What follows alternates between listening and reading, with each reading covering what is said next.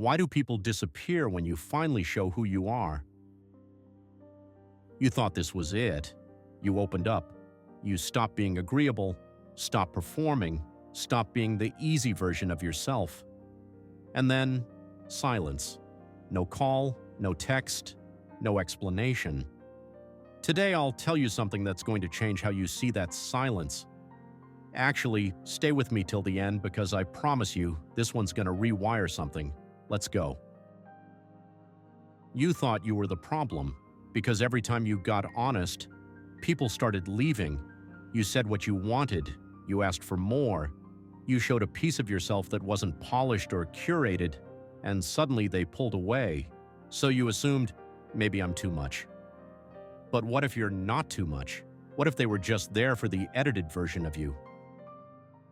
All right, lean in, because I'm about to say something that'll either sting or free you, or both. When you finally start being real, a lot of people will leave, not because you're broken, but because they were never looking for real. They were looking for easy, chill, low maintenance. They were never there for intimacy. They were there for convenience. And now that you've stopped auditioning, the ones who wanted a show are walking out. Let them.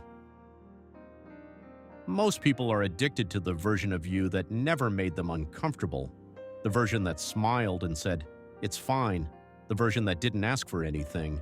The version that made them feel good about themselves. But that version, that was a costume, a script, a survival strategy. The real you, the one that's messy, deep, complicated, that version demands presence, effort, listening, growth. And not everyone wants to grow.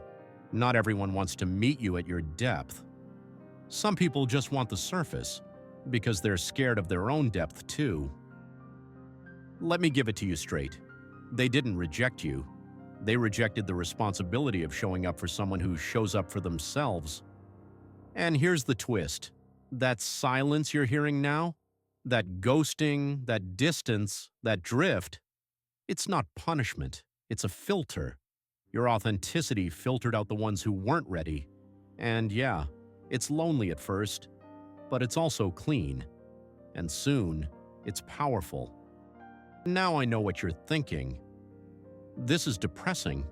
You're saying the more honest I am, the more I'll lose. Well, yeah, at first. But stay with me. Because here's the part where your worldview gets a little upgrade. The people who disappear when you're real, they're not the ones you want in your life anyway.